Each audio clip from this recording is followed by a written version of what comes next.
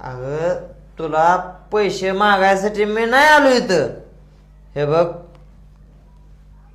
दाजी आलो होतं ना मगाशी. मला वाईट वाटलं की मी एवढा दारू पितो रोज, एवढं तुला हानमार करतो, शिव्या देतो, तरी पण मी ऐकलं मगाशी तू काय म्हणत होत तिथं. म्हणजे इतका त्रास देऊन पण तुझं किंचित सुद्धा माझ्यावर प्रेम कमी झालं नाही.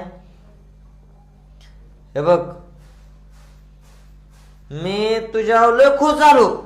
तुझं जे माझ्यावर प्रेम होतं ना ते बघून खुश झालो. आई शपथ आजपासून दारू सोडली.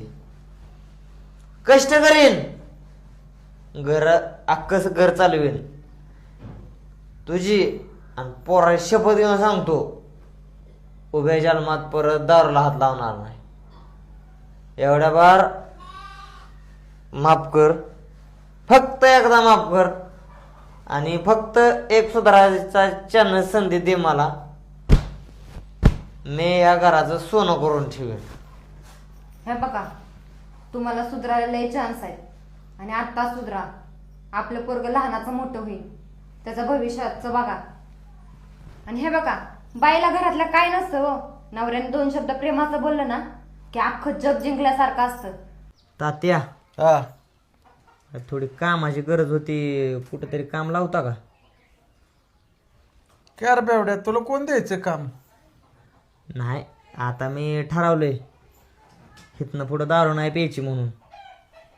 अहो त्या दारूमुळं आहे ना लय घरी भांडणं व्हायला लागली ती. बायको बी सारखी रुसून बसती, फुगून बसती या. काय हाय असं आयुष्य जर दारू पिण्यात आणि भांडणं करण्यात जायचं तर मग जगायचं कधी? बर बर दिलं तुला काम. जा रानात जाऊन दारी धरत बस. धरतो तात्या.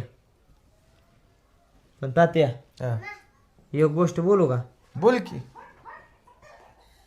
तुमचं ह्याच्या मागं मी काय जे काय पैसे घेतलं ते ना दारूला ते सगळं कापून देतो.